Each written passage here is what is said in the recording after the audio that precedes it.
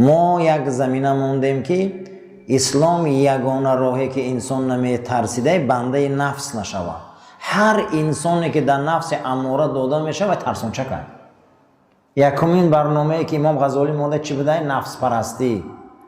همین نفس اماره که ما را از چارچوبه عقل شریعت بیرون میکنه، همین خیلی نفس تا کسی داده شد و میترسه. خونوی بلند شده، تجارتی کلان شده، دیگه همین قدر تو باز گفتن همه چی را پیدا کرده، او دیگه گپی حقه گو میزنه، میگه مول مطمئن میگیرن دستم. انا همینه، انا همیجا معلوم میشوه. همین نفسای بی‌معنی، نفسایی که از حد زیاد ما را ترسانچک میکنه.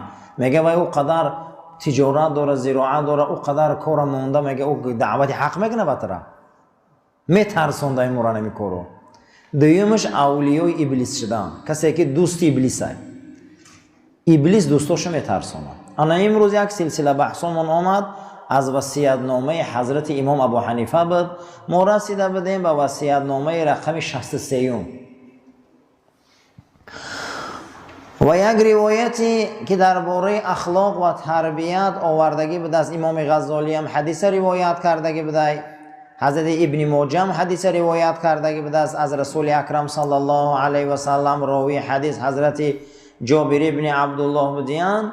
حضرت در اینجا یک مسئله مهم موندگی بوده است که عقل و جهل. یک چیز عقل میگفتین، یک چیز چی میگفتین عزیزان؟ جهل. همه ما صاحب عقلیم. در وجودی که در صاحب عقل هستیم با ما جهل داریم، نادانی هم داریم در بدن ما. جناب پیغمبر صلوات الله ربی و سلام گفته است که عقل به خودش لشکر داره، جهل هم به خودش لشکر داره. لشکر عقل 75 دانه های، لشکر جهل هم 75 دانه های. کسی گفته تا انمی لشکرها را نشناسم ندانه، گفته وای انسان هیچ محل صاحب اخلاق و تربیه پوره شده نمیتونه. چند تایی سپاهی داشتن هر دش؟ 75 تایی. هر کسی که انمین اخلاق و تربیه اسلامی را خواه که درست به دست بیاره، باید سپاهی های جهل شناسه، سلطت های جهل شناسه، باید سپاهی های عقل شناسه، باید سلطت های عقل شناسه. رسول اکرم فرمودند. یکی از همین سلسله بحثایی که حضرت کردیان که اگر شما به اخلاق کامل مسلمانی رسی و به تربیه درست اسلام رسی، گفتن شما سپاهی های جهل عقل شناسی. یکمین سپاهی عقل رسول اکرم گفته الخیر هو وزیر العقل. یکم چی بوده عزیزان؟ خیر این وزیر عقل بوده. همین کتاب خمسه متحیره داشتن، همین کلاسیکای ما بزرگانی، همین نظام گنجوی داستان خیر شر داره. داستانی چی داره؟ خیر شر، بدی و نیکی، 7 اورنگ داره. یک کتاب هایی هستن که ما را چقدر به سوی تربیه و اخلاق میبیارن. اولین چیزی که رسول الله صلی الله علیه و سلم گفتگی بودن که وزیر عقل بده چی بده؟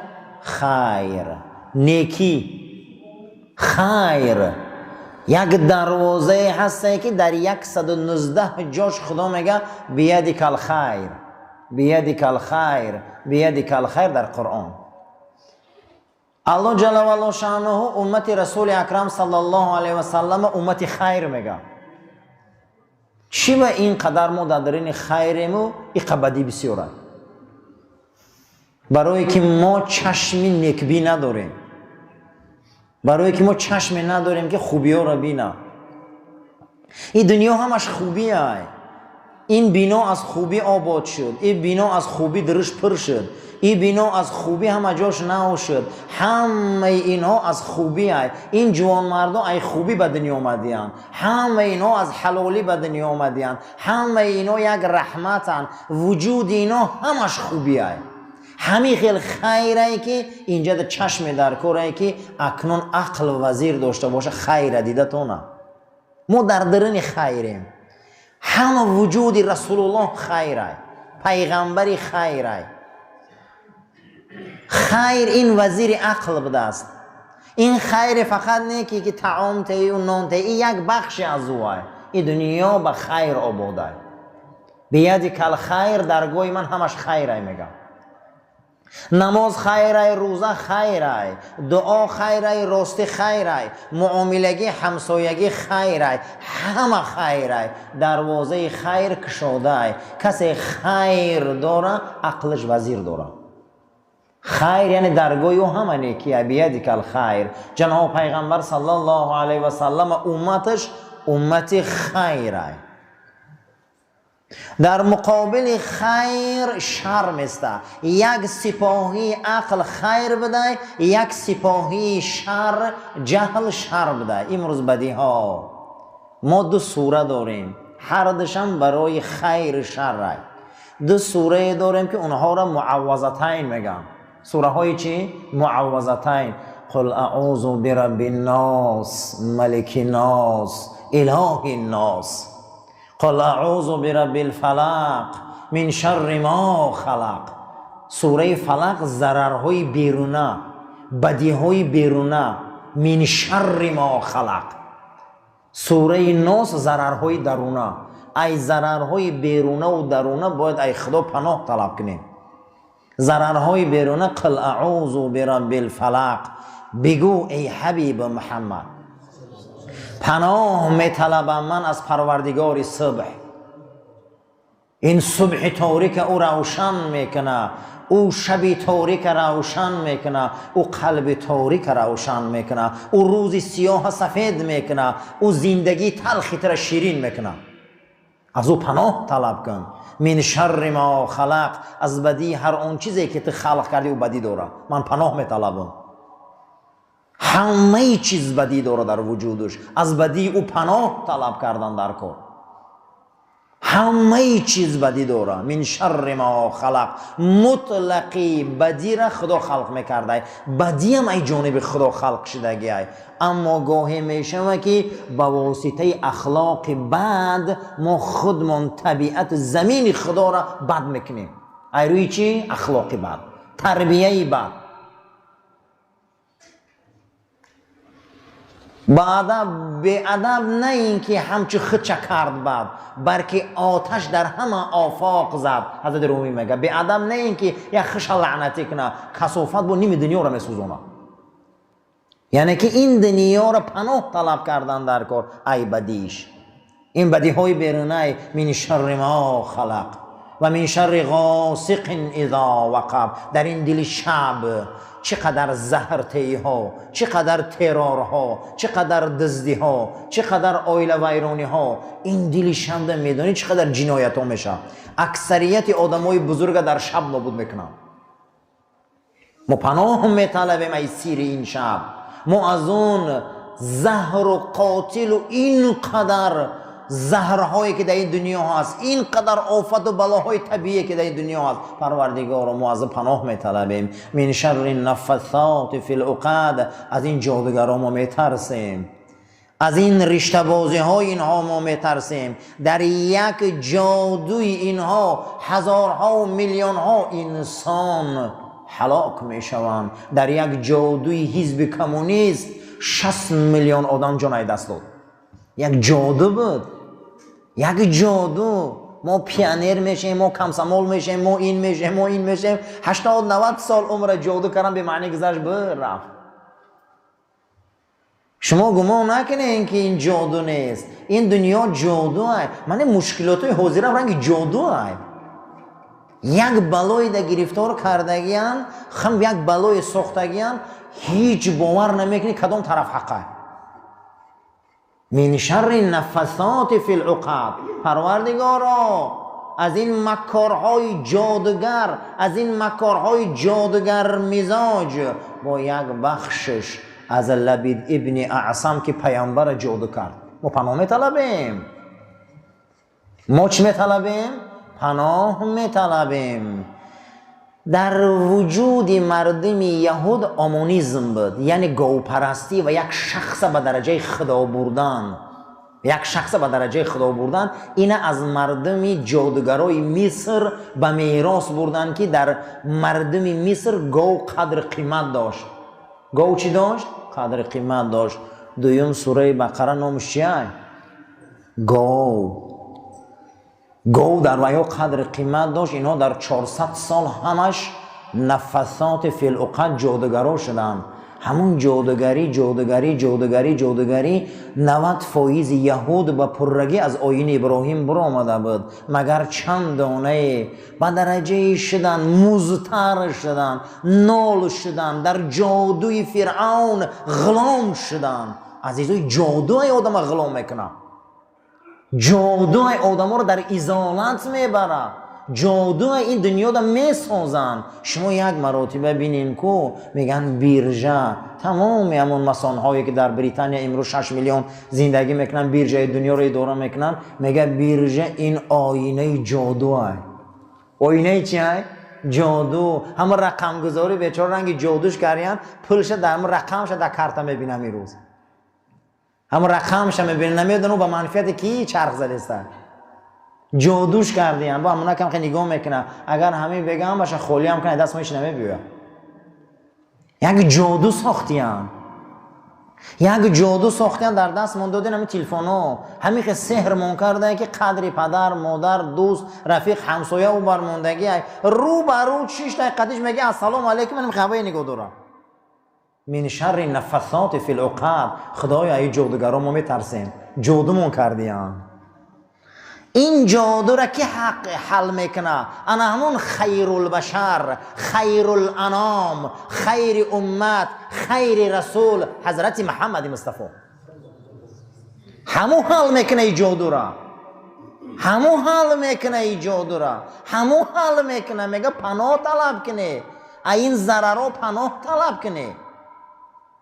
اخلاق و تربیه کسته شده این جادوها. چی به از منبر نگویم، چی به موعظه نکنیم، چی به امر معروف نکنیم، چی به نگویم. در جادوی اینها گم شدیم، جادوی اینها ما را حیف میکنه. یک کتابی هست با نام جادوی سبز، یعنی که جادوی سبز معنیش که دلار یورو در رقم موندگی. جادوی سبز پدری کلونی، بوش کلونی را پدرش نوشته. جادوی سبز، این جادوی سبز بود این قدر کشورها را کلید کرده است. این جادوی سبز ما را غلام کرد. این جادوی سبز نیم مردم ما را به زمین های او افریقا برد و در اون زمین ها به هیچ مرده برفتند در جنگو. همه یو برای جادوی سبز هست. دنیا برای این جادو های میسازن. نباشه فکر کنی چی های متاع دنیا. خداوند در قرآن میگه متاع دنیا قلیل. متاع دنیا چی میگه؟ قاقه هیچ. خداوند در قرآن میگه متاع دنیا را چی میگه؟ متاع الغرور. این متاع فریب میگه، متاع قلیل میگه، متاع فریب. ینفر میگه میپرمه را میگه نیست میشوه. ما را جادو کرده دیگر باور کنی اوهین منازیات نمروردگی،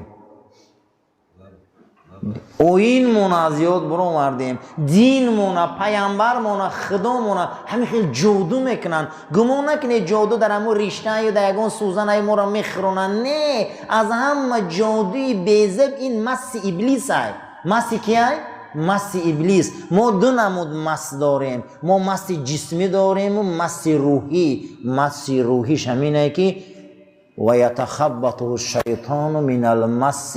شیطان آدمای اقتصادچی را می اومده مس میکرده. چیکار میکرده؟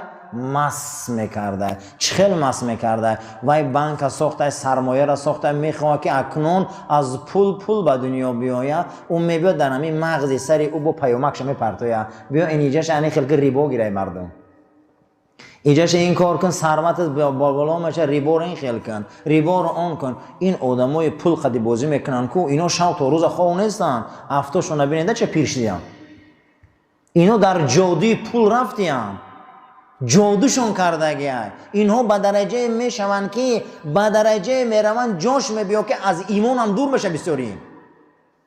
برای همین جناب پیغمبر صلی الله علیه و سلم گفتن قل اعوذ برب الفلق من شر ما خلق و من شر غاسق اذا وقب و من شر النفثات فی العقد. از این جادوگرهایی که در گره ها پوف میکنن پناه طلب کن. پیامبر جادو کردن، پدرش مادرش زهر دادن نابود کردن، باباش زهر دادن نابود کردن، خودشون 2 مراتب زهر دادن. این من شر غاسق اذا وقب. عزیزان همه اینها ضرر دنیا میاد. دنیا رو ببینید چقدر در ضرره. خشا به حال انسانی که بر وقتی به سوی برنامه رسول الله میبیاد، از این منبر گوش میکنه. شما نگاه کنید امروز تمام نیروی این جادوگرا زید منبری رسول الله هست. از این منبر پیامبر شب خواب میبینه، میخیزه گریه میکنه بین صحابه ده. اصحاب میپرسه لماذا تبکی یا رسول الله، چی به گریه میکنی فرستاده خدا؟ جناب پیغمبر میگه شب دیدم در منبر و میمونا برآمدیم. چی به فرستاده خدا؟ تعویلش چیه؟ یک روز میشه ای منبری من بسیار میمون بازی میشه. این همش مکتبای جادوگریه. شما گمان نکنید جادوگری فقط همینه که در نمک میخورن در نل اسب میمونن. معنی دنیا، سیر دنیا مش انا مثل مکتبای ابلیسی جادوگریه. یک نوع میسازن تربیتت میکنن باور نمیکنی. این سحره. سحر میکنن میبرن در بین جهنم میمونن تا. برای وعده های بر دروغ. یک دم میبیاین موسی در 40 روز نیست برای تورات میروه، وحی با خدا میروه، سامری میبیا فکر مردم نگاه میکنه که مردم گاو دوست دارن، در حال گوساله را میسازه، مردم با پرستش گوساله دعوت میکنه. مردم مورم تا نگاه کن اغلبیت این توی رقصا را نغز میبینن. همین تیار کن نیمش میخزه میروزی. همین روز شگو همین شهرها ده ها ارتیست آوردن. جنگ بود برای بلیتمو. این در خونی ما این رقصا نغز بینی. و نگاه میکنن این سامری ها که ما چی را نغز میبینیم. نگاه میکنن این سامری ها که ما چی را دوست میداریم. میسازن جادو میکنن، در جادوی منها میره. روز شگوی همیشه چند کس انسان ها بیماری قمارن. این خانه منسوز قمار چقدر بچه ها را حیف کرد. خانه ها را دادن. ای درون همی تلفن در تمام کمانده های فوتبالی که هفت پشتش نمیشناسن پول میمونه.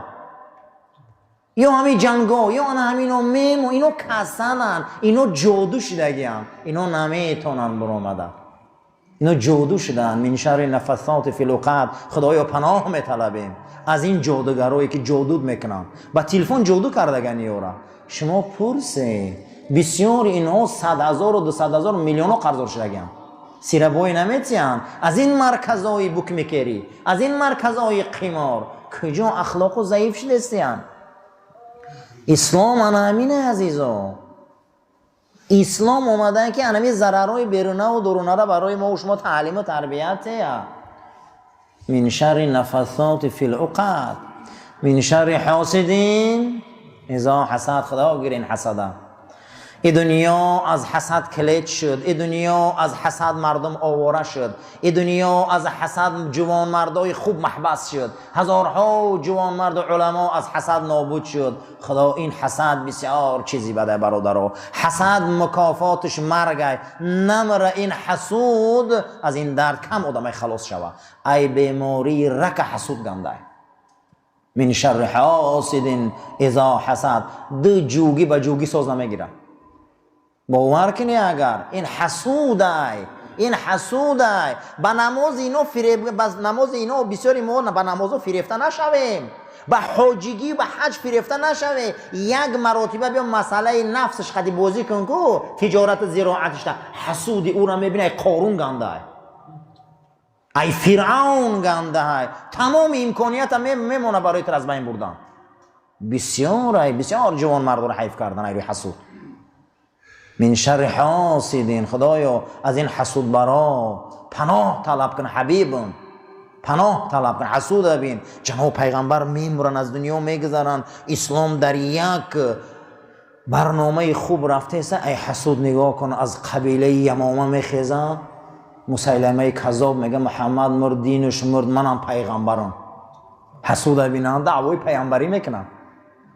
دیری نمیگذاره که طلحیه اسدیه دعوای پیامبری میکنه، نغیر ابن مالک دعوای پیامبری میکنه، سجای جادوگر دعوای پیامبری میکنه. در بین عالم اسلام همه ای دین میبرویه، نمیدونن چیکار کنن. 5 تا پیغمبر شه بعد رسول الله. این حسود ریشش. همه اینها را خالد ابن ولید با نقشه ابوبکر صدیق جابجا میکنه. کاری را که ابوبکر صدیق کسی کردگی نیست. در وزبین ترین حالت امت جمع کرد. معنی تربیت نمیه عزیزو. ما باید ضرر شناسیم. یکی از نامی عقل یکم سلطت و سپاهیش نامش خیر بدای، این وزیری عقل بدای، جهل شر بدای، شر وزیری جهل بدای، یک تاش ایمان بدای، ایمان این سپاهی عقل بدای. ایمان برای دیوانه چی نکنه، اما سپاهی دیومی جهل کفر بدای. تصدیق نام او جهود، جهد تصدیق برآمدن، رجاء امید، قنوط ناامیدی، عدل جور، رضا سخط غضب، شکر کفر، طمع یأس، توکل حرص. 75 تا اینش داشت، نه 75 تا اینش. اینا به یکدیگر هر انسان باید داند. گفته خدا این را پر کرد فقط برای من رسول الله. و بعد هر کسی که چین نیتش که تلاش کنه، یعنی دروازه شده، باید ما اینها را شناسیم. باید ما سپاهی های جهل دانیم، باید ما سپاهی های عقل دانیم. برای امین هر کسی که امین سپاهی های ای را نمیشناسه، او صاحب تربیت شده نمیتونه. صاحب چی شده نمیتونه؟ تربیت شده نمیتونه. برای امین خشا به حال او صحابه بزرگ، خشا به حال علمای عظام، خشا به حال اون نفرایی که از این مدرسه و منبرهای رسول الله برآمدن، با این عملاشون دنیا را نورانی کردن. برای ما و شما تربیه و اخلاق چیزی مهمه. تربیه و اخلاق چیزی مهمه. 75 تا سپاهی ها یا اگر ما ندانیم که ولی ما صاحب تربیه اسلام شدن نمیتونیم. برای چی گپ نمیگذارن؟ چی به انسان های قدر به مهرن؟ چقدر انسان ها به حرمتن؟ آخه این سپاهی ها را نمیشناسن. ولی یک بخش دیگر داریم، خداوند اگر نصیب کردگی باشه یک بخش اخلاقی دیگه داریم، نامی به این بحث بت پرستیه. نامش چیه؟ بت پرستی. درباره همین صحبت میکنیم. بت پرستی یعنی مردم گمان میکنن که بت پرستی فقط هم هیکل پرستیه که امروز مردم مشرک میکنه. همون نمیگه. اغلبیت یک بحث علامه اقبال لاهوری میکنه، تمام ما را بت پرست میگه. ما یک نمود بتای در درون من داریم که خدا پناهته. همین خیلی بتای داریم که خدا پناهته. میگه شما میگه با زبان میگه خدا نمیگه چی میدونی، میگه مسلمان میدونی، باطنا میگه اغلبیت مردم بت پرست بوده. یک بخش عجیبی به میخزان در تربیت. ولی خدا خواستگیده ما این بخش یک بحث میبرداریم. عجیب بحث شیرینه. هر انسان دم آینه خودش میبینه میگه ای میگه من الله تو عزا رو پرستش میکردم، من بت پرست بودم. میگه ای من گفتم که جمعه میبیام و نماز میبیام، من بت پرست بودم کو. و یک نو گام میزنه با من که من در ایمانی خودم شک کردم. همین علامه اقبال لاهوری یک بحث میپرداره، من خودم در مسلمانیم شک کردم را خوندم. برای همین باور کنیم یک تربیتوی میته انسانه که آدم به وجد میبیاره. پروردگار ما را برای راست هدایت کن، ما را توفیق ده، ما را عزت ده، ما را آبرو ده، عاقبت کاری ما را به خیر، ایمان ما را به سلامت گردان، بیمارای ما را شفای کامل عاجل عطا فرما. پروردگار ما را صاحب اخلاق محمدی گردان، به رحمتک یا ارحم الراحمین. صفا را راست گیری عزیزان.